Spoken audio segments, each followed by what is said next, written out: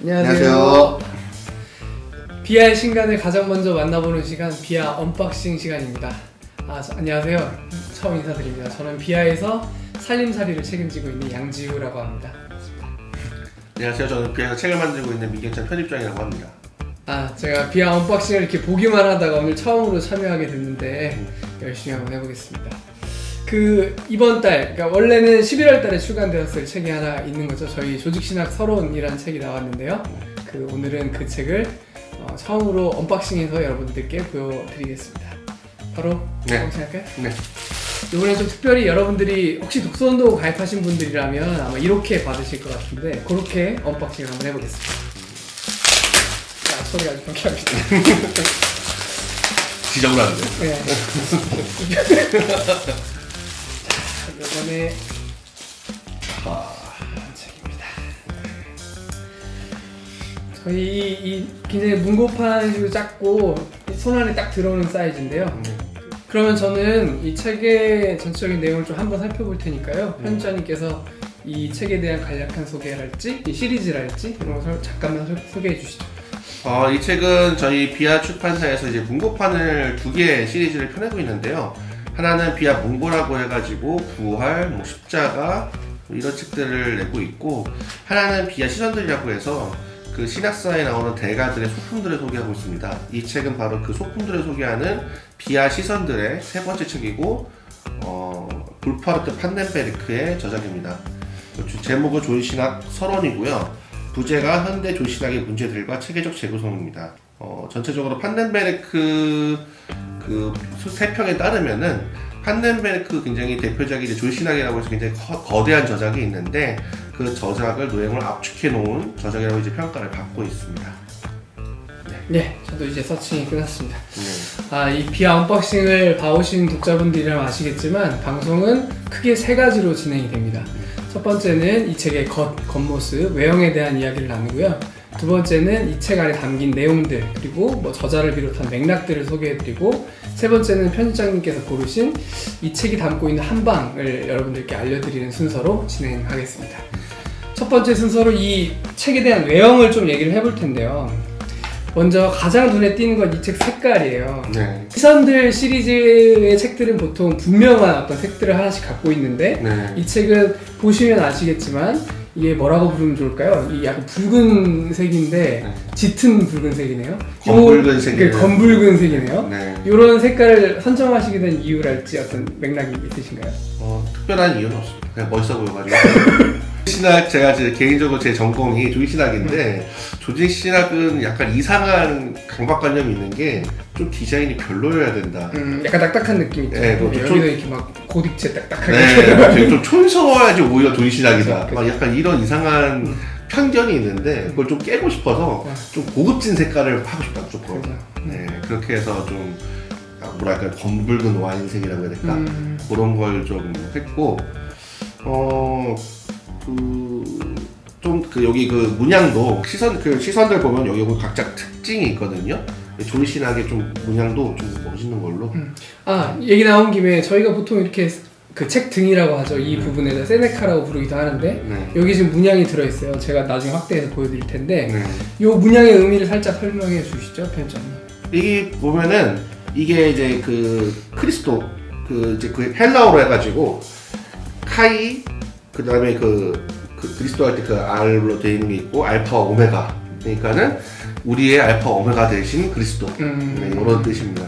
그리스도 신앙의 정수를 이렇게 표현해내는 그렇죠. 그러니까는 조직신학이 결국에는 그리스도의 신앙의 이 알짬을 표현하는 거니까는 그 상징을 앞으로 이거 딱 보시면은 이게 비아 시선들에서 우리 아버지랑 복음의 시작 보시면 다 이 문양이 다르다는 걸 알 수 있어요. 그 장르별 특징을 알 수 있는 약간 시그니처라고 할 수 있습니다. 비아는 그런 거에 굉장히 주안점을 많이 두는 것 같아요. 네. 뭔가 상징적인 문양이나 어떤 것을 통해서 저희가 추구하는 방향을 드러내려고 하는 노력을 많이 하시는 것 같아요. 네, 되게 덕후들만 알아볼 수 있게. 아무도 알아보시지 않길래 저희가 계속 이렇게 얘기해봅니다. 여러분들이 알아보실 그날까지 저희가 지속적으로 받아놓겠습니다. 자, 그러면 저희가 이 겉모양을 보면서 제가 또 한 가지 느끼는 거는, 여러분들도 이 책을 보시면 아시겠지만 조직신학, 서론이라는 글자가 굉장히 선명하게 들어와요. 네. 그래서 신학을 공부하신 분들은 그래도 이 조직신학이라는 명칭에 대해서 조금 정보가 있으실 텐데 간략하게라도 이 조직신학이란 대체 뭐냐 이 제목에 달려있는 설명을 좀 부탁드릴까요? 그러니까 조직신학은 거칠게 말하면은 우리가 보통 신학하면은 그 보통 많은 이제 신도분들이 신학하면 보통 연상되는 질문들 있잖아요. 뭐 하나님은 어떤 분이신가? 예수 그리스도는 왜 그리스도인가? 그리스도란 건 무슨 뜻인가? 뭐 성령은 무엇인가? 교회의 의미와 역할은 무엇인가? 그리고 우리는 무엇을 해야 되는가? 뭐 신앙이란 무엇인가? 이런 질문들 있잖아요. 이게 보통 우리가 생각할 때 보통 신학적 질문들이라고 하죠. 그 신학을 전 총괄적으로 다루는 게 바로 조직신학입니다. 그래서 원래는 예전에는 신학이 막 성서학, 교회사 뭐 이런 식으로 나눠지기 전까지는 신학 하나였는데 그때 신학은 사실은 조직신학적인 측면이 강하죠.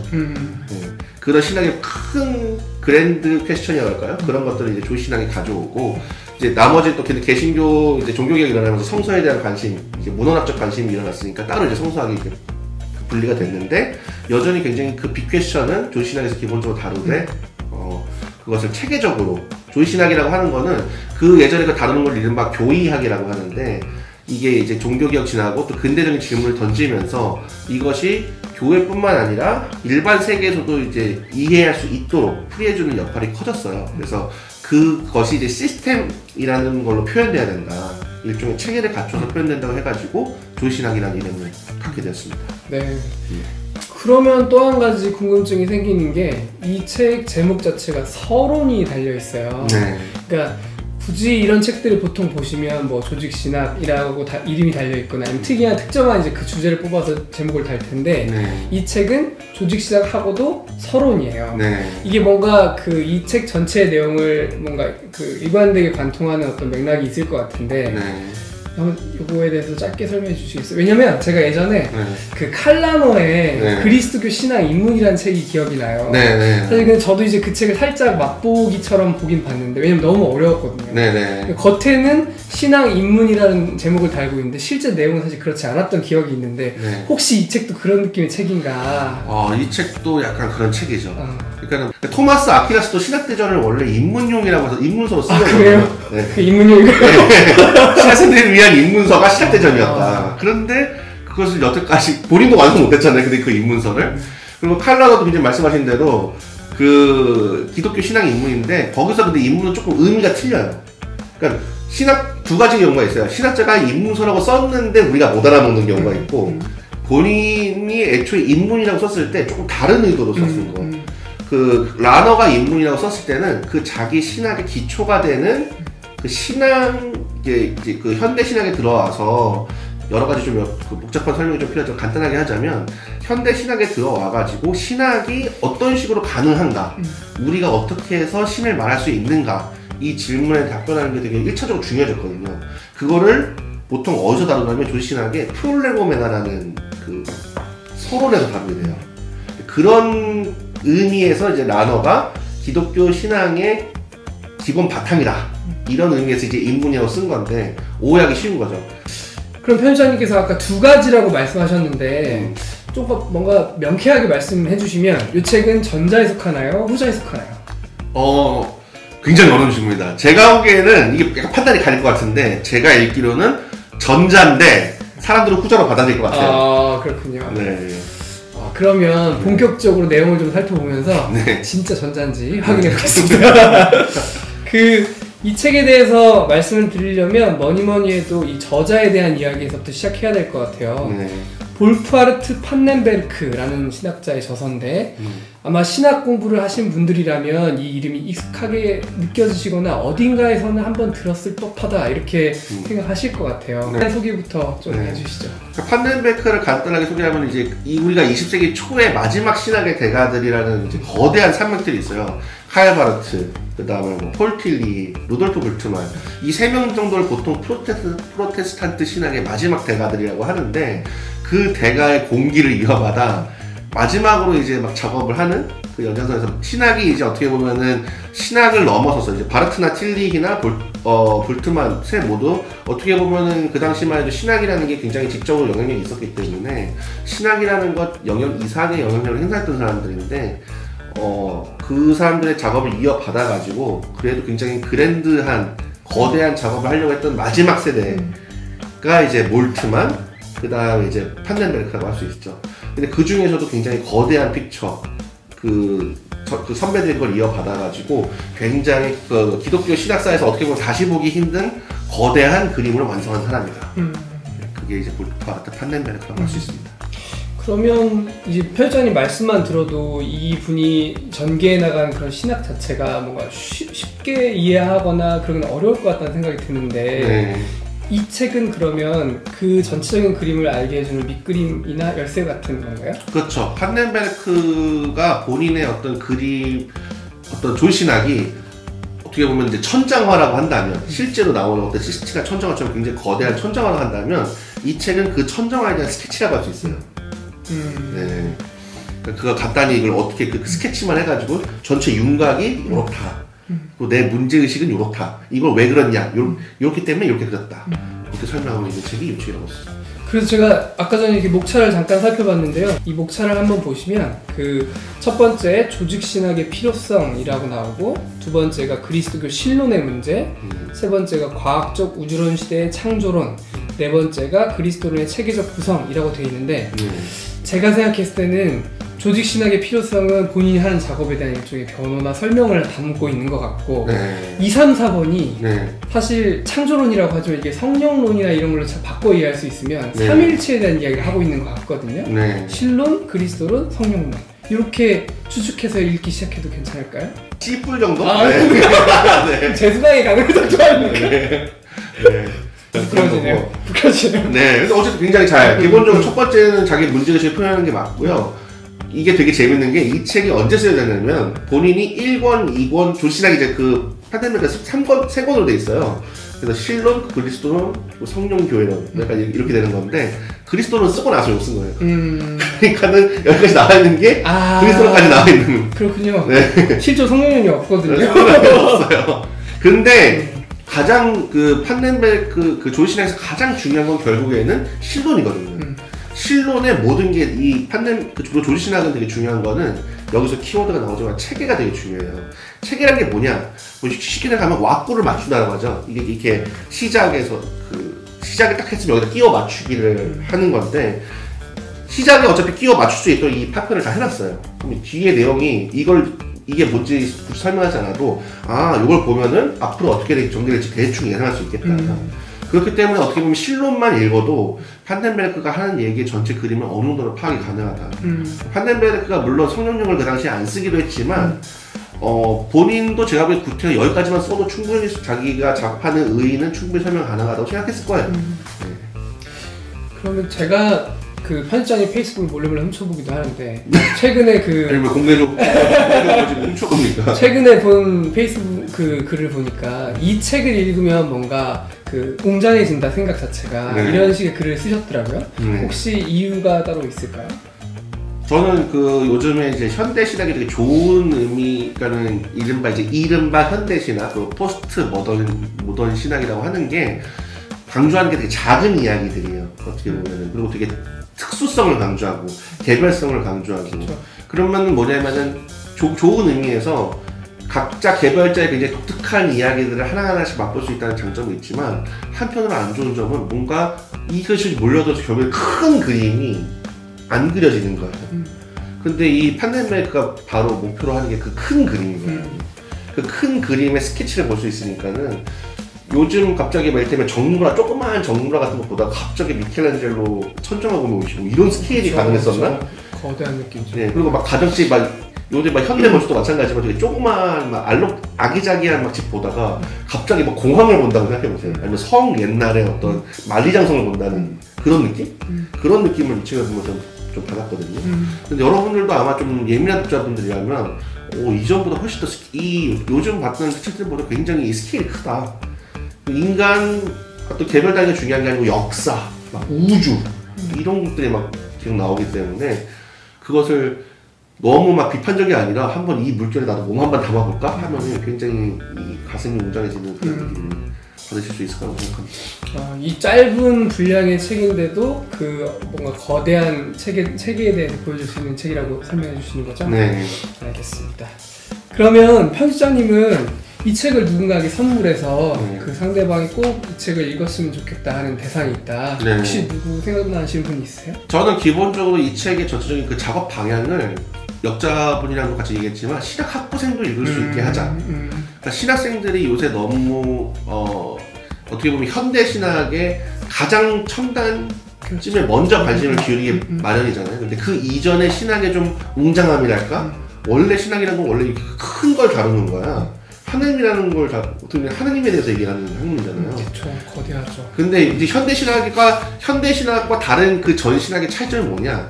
그 전 신학은 하나님에 대해서 얘기하는 거고, 엄밀하게 현대 신학의 특징은 하나님에 대해 이야기하는 인간에 대해 공부하는 학문이에요. 신학이.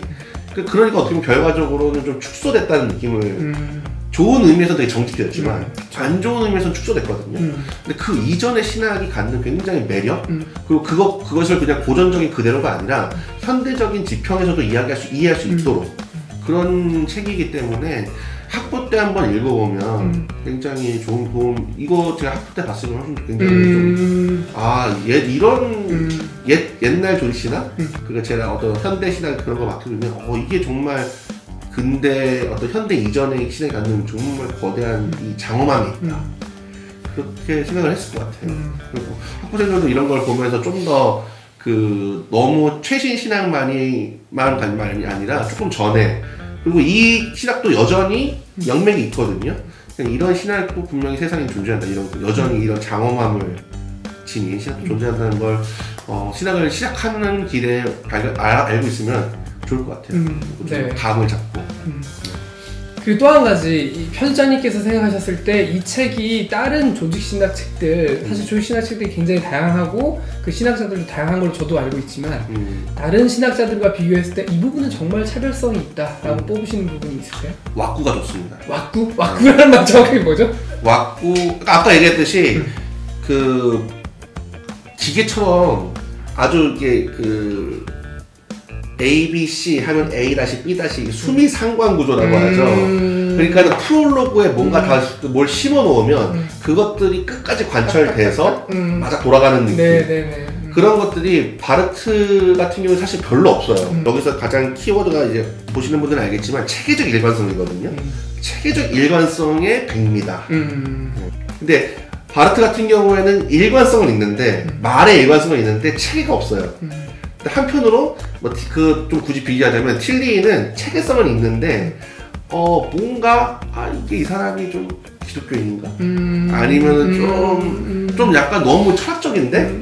그런데 이거는 그렇게 마냥 철학적이지도 않으면서 분명히 성서를 굉장히 주도 면밀하게 파악하는데 그 어떤 지도에 시작할 때 뭔가 하나 둘 셋인데 뭔가 지나가듯 하나씩 곡선을 박아두는데 나중에 하나 다 회수되는 거군요. 다 회수되고 마치 드라마에서 떡밥을 하나하나 깔아놓고 나중에 전체를 다 회수하는 그렇죠. 블록버스터 같은 드라마. 그렇죠. 떡밥 회수가 굉장히 잘 되는 책이다. 상당히 그렇군요. 원래 조직 신학이라는 게 결국에 떡밥론이라고 할 수 있습니다. 정확하게 떡밥을 집어넣고 그렇죠. 나중에 정확하게 회수하는 거. 그렇죠. 그게 바로 그 조직 신학의 탁월함을 증명하는 게 얼마나 떡밥을 주도 면밀하게 해놓고 얼마나 그거대로 스토리를 전개하고 그 다음에 얼마나 그 떡밥을 다 회수하느냐. 그게 이제 좋은 조신학을 결정하는 어떤 평가 요소인데 드라마의 완성도랑 닮아있네. 그렇죠. 드라마랑 거의 같습니다. 그러니까 이게 어떻게 보면은 신학이라는 게 결국 서사시 어떤 하나님이 펼쳐나가시는 전체 활동에 대해서 어떤 그림을 그리는 거잖아요. 그러니까는 서사시이기도 하고 어떻게 보면 드라마라고도 할 수 있죠. 근데 그걸 얼마나 유기적으로 서로 잘 엮여들게 자연스럽고 또 웅장하게 잘 펼쳐낼 수 있느냐. 그게 신학자 역량이겠네요. 그렇죠. 그 주요 인물이 이를테면 하나님, 인간, 세계 이런 세 가지 이제 주요 캐릭터들이 어떻게 서로 이게 치고받고 하면서 이 드라마를 전개해 나가느냐. 근데 각자 성격 구도가 처음에 어떻게 배치가 됐고 어떻게 그 성격이 어떤 식으로 나중에 이제 해소가 되느냐.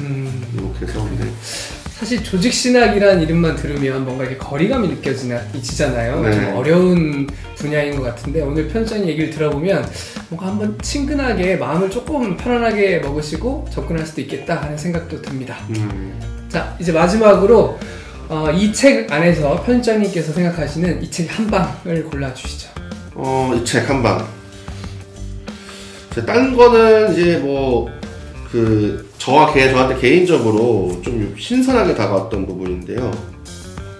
종교 신학에 대해서 얘기도 잠깐 나오거든요. 종교 간 대화에 대해서 판덴베르크가 얘기하는데, 우리가 보통 이제 그런 좀 진보적인 신학을 하시는 분들이나 또 이런 분들은 굉장히 당연히 이제 종교다운주의를 전제로 하고 뭔가 상대주의를 되게 이제 옹호하고 그런 식으로 가는데, 판덴베르크가 그거에 대해서 약간 일침을 가하는 그 부분이, 근데 저한테는 굉장히 이게 신선했거든요.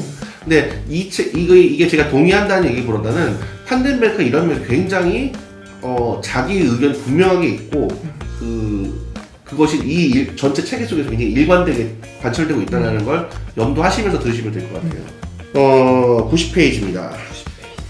이제 그 사도행전에 나오는 그 베드로, 예수밖에 난 아무에게도 구원은 없다. 요거를 이제 살면서 이제 설명하는 거예요.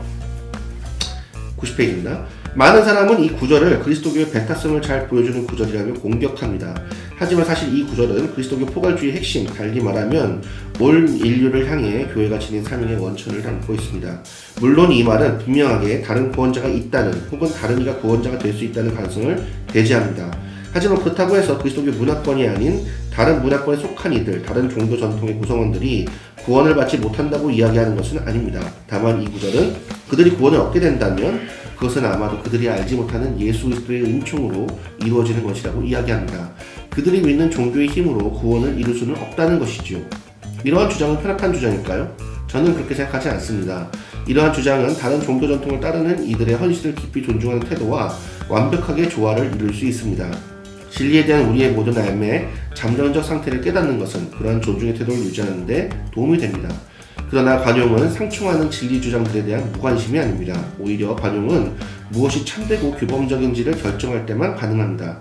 그러한 가정을 바탕으로 할 때만 일탈에 무심하지 않고 이를 관용할 수 있습니다. 관용은 상충하는 의견들과 태도들을 같은 충의에 두지 않습니다. 이는 무관심에서 나오는 일입니다. 무관심은 상충하는 주장들을 진지하게 여기지 않습니다. 무관심은 어떠한 입장에도 헌신하지 않으며 그렇기에 진리에 별다른 관심을 기울이지 않습니다. 관용은 진지하고도 헌신적이지만 그러면서도 궁극적으로 분명하게 드러난 최종적 진리를 알 수 없는 인간의 공경, 그 잠정적 상태를 깨닫는 것입니다. 여기 문장 중에 그 무관심은 상충하는 주장들을 진지하게 여기지 않습니다라는 문장이 어떻게 보면 판덴베르크가 이 작업을 끊임없이 이어갈 수 있는 말의 거꾸로인 것 같아요. 자기는 무관심하지 않았다. 상충하는 주장들에 대해서 그렇죠. 최대한 관심을 기울이고 최대한 노력을 다하는 결과물이 그렇죠. 이제 이런 책들로 결실로 나타나는 것 같아요. 네. 이건 에이플입니다. 감사합니다. 네. 결과적으로 에이플 맞았네요. 역시 살림살이 저희 지금까지 비아 11월달 신간 조직신학 서론에 대해서 이제 소개해드렸고요. 저희 방송이 유익하셨다면 구독과 알림 설정 부탁드립니다. 저희는 더 노력해서 좋은 책으로 찾아뵙겠습니다. 감사합니다. 감사합니다.